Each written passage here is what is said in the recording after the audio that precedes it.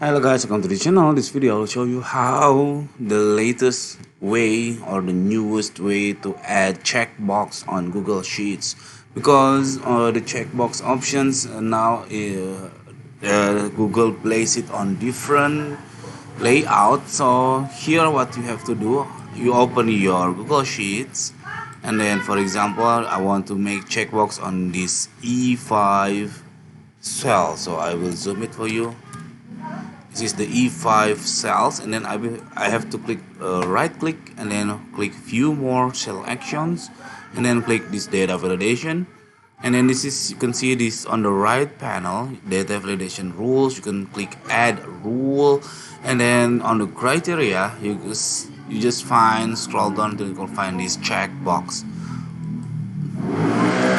See, I have the checkbox on my cell. Also I can change when it's checked, what is the values, on where it's unchecked, what is the value. For example 1 and 0, let's say, and so on and so on. It's up to you.